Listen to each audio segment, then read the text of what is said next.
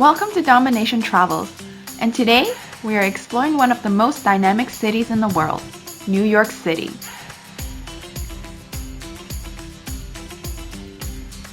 Home to over 8 million people, New York is the biggest and busiest city in the United States. And with so many historical sites, diverse neighborhoods, and delicious food options, it's easy to get overwhelmed thinking about how to tackle a trip here.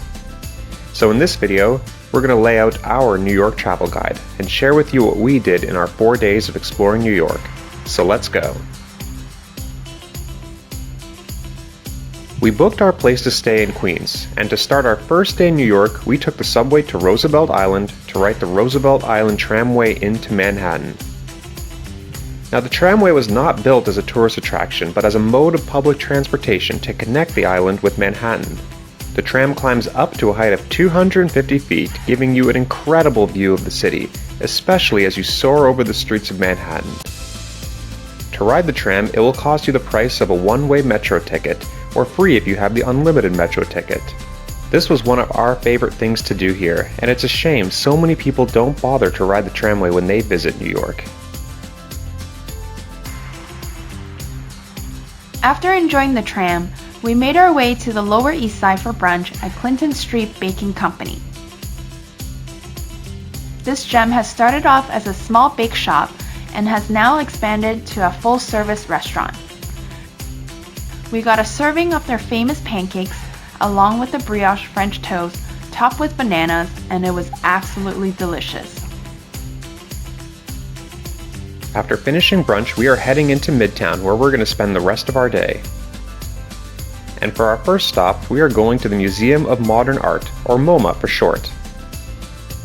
MoMA houses a wide collection of artwork spanning from the 19th century until the present, including masterpieces from Van Gogh, Picasso, Monet, DELI, and Rousseau, among countless others. And while the Met is the most famous museum in New York and a great place to visit, consider visiting the MoMA if modern art is your preference. A trip into Midtown is not complete without visiting Grand Central Station. Now, as a major subway and rail hub in New York, it won't be hard for you to find your way here, and when you do arrive, you'll be treated to one of the most beautiful buildings in the city. Opened in 1913, Grand Central dazzles you with its gorgeous main concourse, featuring a 125 feet high mosaic ceiling and swooping arches. It is also on the main concourse that you will find Grand Central's iconic clock, helping passengers know what time it is as they make their way to their next stop. From Grand Central, we stepped outside to marvel at some of the many skyscrapers that New York is famous for. And while not every building is a work of art, there are a couple like the CHRYSLER building that are definitely worth admiring. Once the tallest building of the world and featuring a definitive Art Deco architecture, this is one building that you'll enjoy taking a time to look at. For lunch, we were getting pretty hungry, so we made our way to grab a burger from Shake Shack. And while Shake Shack is now expanded to all over the world, it started here in New York, serving up greasy but delicious hamburgers to all. It's so good that every time I'm in New York, I have to stop in at least once.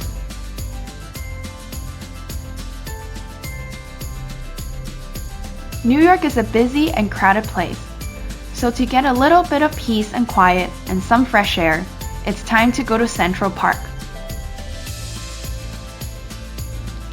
Central Park is gorgeous, with its wonderful pathways, lakes, and gardens, making it such a pleasure to stroll through. At about 2.5 miles by half mile, you won't be able to explore the entire park unless you have a lot of time on your hands. So we decided to spend some time at the lovely BETHESDA terrace and fountain, and then stroll through the park to enjoy the scenery, and even catch an inning of some locals playing softball. With the sun setting low and nighttime arriving, we headed to Times Square. And while it's true that Times Square is kind of a tourist trap and is packed with so many people, there is something to be said for coming here at least once if you visit New York. If you do come to Times Square, we recommend coming at night, when all the billboards light up and the place is filled with a spectrum of colors. It's big, it's busy, and it's dazzling all at the same time.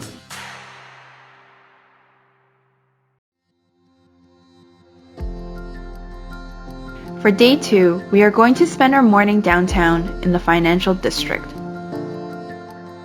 But before sightseeing, we're going to stop in for a quick breakfast at La Parisienne for a slice of France and the Big Apple. The brioche breakfast sandwiches we ordered were fantastic, and it was actually kind of cool that the entire staff was speaking French. Definitely not what I was expecting in New York. After breakfast, the first site we visited was the Occulus. And while the outside of the building looks a bit different, kind of like a skeleton of a whale or the giant flying creatures from the Avengers, the interior is stunning to behold. You can grab a photo from the top looking down, but we found that it is most enjoyable to go down to the bottom and to look up.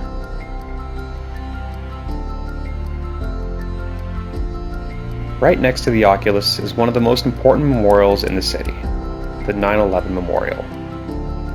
Built to remember those who died during the darkest day of New York's history, when terrorist attacks destroyed the World Trade Towers, killing almost 3,000 people, along with another bombing attack in 1993 that killed 7.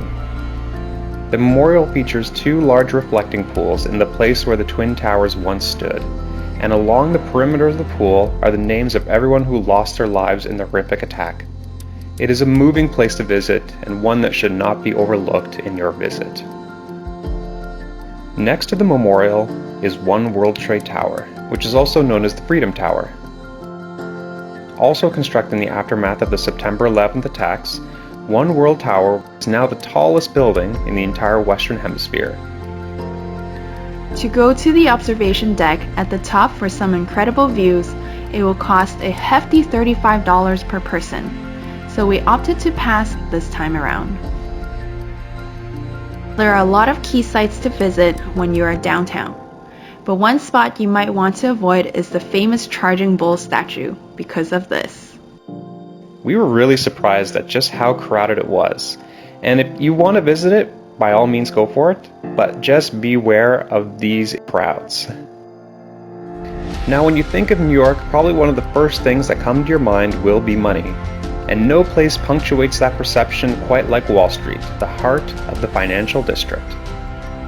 And while there's not too much to see here besides the famous exterior, it is easy to get to if you're visiting downtown, and it's also right across from our next stop, Federal Hall. On the outside, you will notice a statue of George Washington. His statue is here because this is the location where he was inaugurated as the first president of the United States. This spot was also where the first Congress met, and where the Bill of Rights was first ratified, along with hosting many other historical events. And while the current building was constructed many years later, it still played a role in American and New York history, and you can actually enter the hall for free and spend a few minutes to explore and check out some exhibits that describe the early history of New York.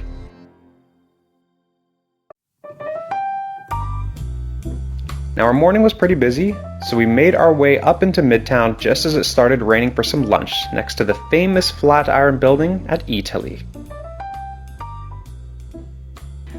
EATALY is a neat little Italian marketplace, serving all kinds of food to make your favorite Italian dishes. And it is also home to a great spot serving up a New York staple, pizza. We went with the classic margherita, which is just tomato sauce, mozzarella, basil and olive oil on a soft yet crispy crust. Simple but delicious, it was a phenomenal pizza and the perfect lunch. So we had some time to kill into our next stop, so we made our way up to 42nd Street to Bryant Park. And now as recently as the 70s, Bryant Park was a crime-ridden area to avoid. But thanks to decades of restoration efforts, the park is now a shining example of a revitalized New York City. Here you can pick up some food or goods from one of the vendor stands, or just spend some time to catch up with friends and even play some board games.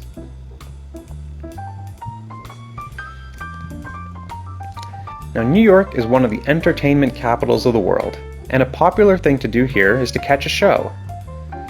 Watching a Broadway show is usually the first thing that you think of. But if you'd rather find something free to watch, you can sign up ahead of time to be an audience member of a TV show recording.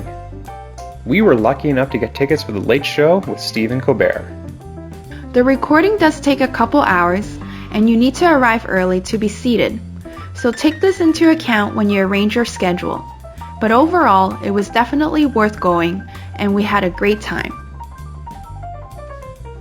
After a very long day, we decided to grab dinner from the trendy Ippudo. And then we called it a night.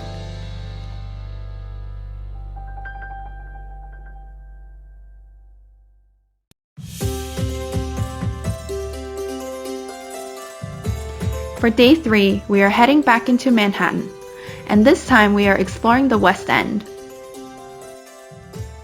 We began the day in Chelsea, and for breakfast we're going to grab another New York staple, the bagel. And there are so many incredible bagel shops to consider in New York, but we went with Brooklyn Bagel and Coffee Company because we heard good things and just because the location fit in with what we had planned for the day. With a generous serving of cream cheese on a large-sized bagel, this was a great way to get the energy we needed because we are going to walk a lot today. First up today is going to be one of my favorite spots in all of New York, the High Line. The High Line used to be an elevated train line running along the west side of the city, but when the line closed, instead of removing the tracks, the city transformed it into one of the most creative parks you will ever see.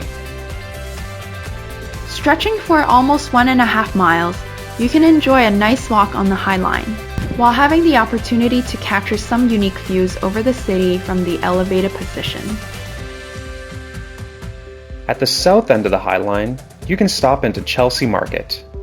Housed in a historic industrial building with a delightful decor that calls back to its industrial heritage, Chelsea Market is a hip indoor food hall with plenty of options for lunch or just a quick snack. For us, we opted to go for tacos at the famous Los Tacos No. 1. This stall looks unassuming, but the tacos are incredible here and considered some of the best in the city.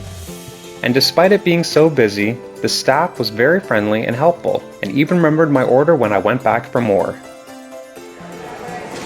Worth it.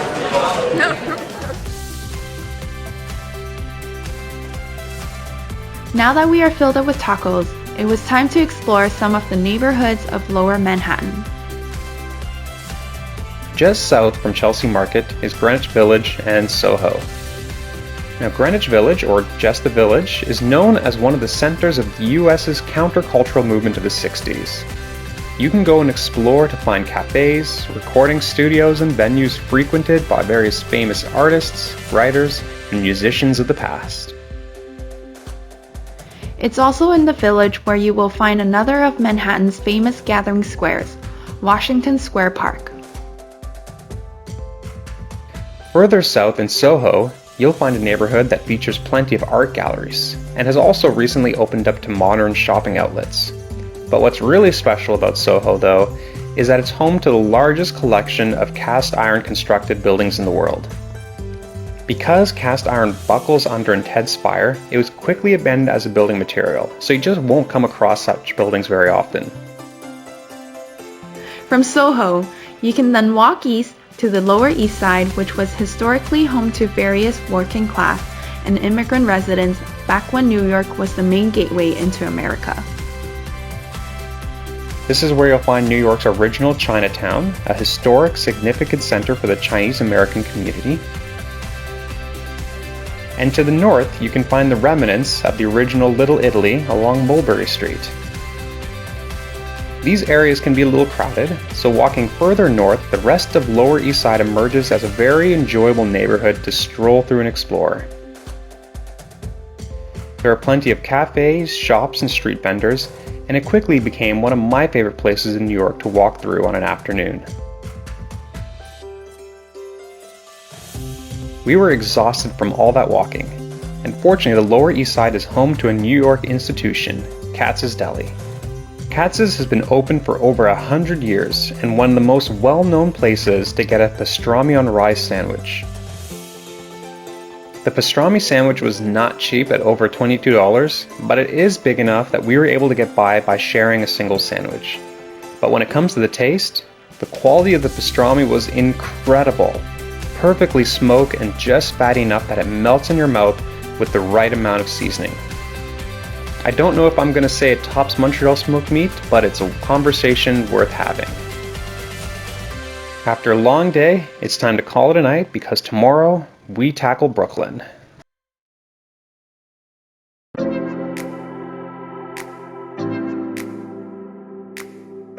So for day 4, we are finally leaving Manhattan, and we are launching ourselves to tackle Brooklyn.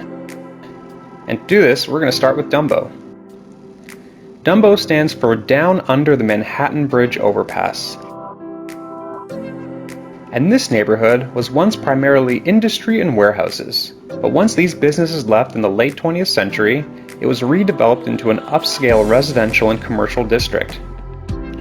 When you are in DUMBO, take time to explore the streets a little bit, to catch a glimpse of New York's industrial past amidst the quaint cobblestone streets. Perhaps the most well-known spot in DUMBO is the photo location on Washington Street, looking through the Manhattan Bridge and out towards Manhattan. Now, if you really want to get this photo, get ready to compete with the crowds, or just come really, really early. Now, another nice part about DUMBO is that there's plenty of space along the East River for a walk, and you can enjoy some great views of the Manhattan skyline here.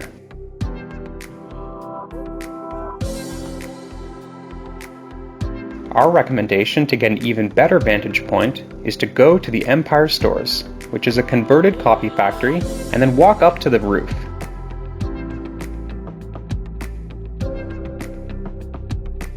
Right next to DUMBO is the Brooklyn Bridge, another iconic New York symbol that is a must-visit.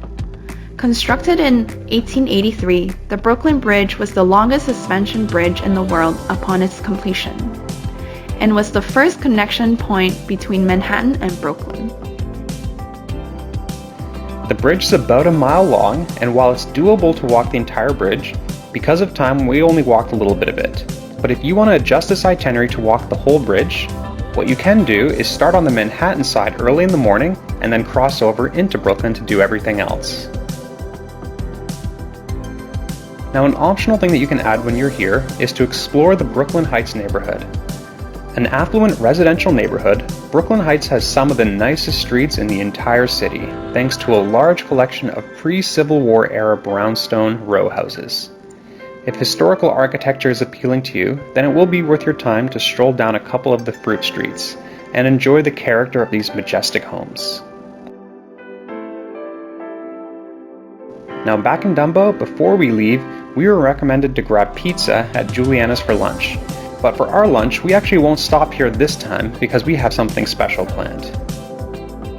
Since it was Saturday, our plan was to head into another must-visit part of Brooklyn, which is Williamsburg, because every Saturday in East State Park is when SMORGASBURG takes place. SMORGASBURG is a weekly outdoor food festival featuring hundreds of vendors selling all types of food, beverages, and desserts from across the world. We first went to SMORGASBURG when we visited LA, but it actually originated here in New York, so we were really excited for this, and thankfully, it did not disappoint. We tried some delicious food including roasted corn on the cob, a fisherman's salad, and okonomiyaki while enjoying the spectacular view of Manhattan from the park.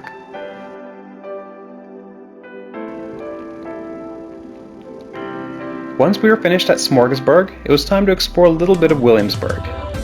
Now, this part of Brooklyn traditionally was a working class neighborhood, but extensive gentrification has since transformed it into a vibrant and hip neighborhood that it is today. When you are here, you can enjoy some street art, flea market shopping areas, and plenty of cafes and bars to eat at.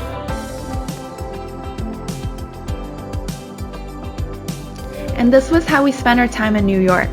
And while there are so many incredible places that we did not have time to see, we hope that this video helped you with planning your upcoming trip to New York City. If you found this video helpful at all, please give it a thumbs up and consider sharing it, and also subscribe to our channel to keep up to date with the latest travel guides from around the world. Until next time, never stop exploring.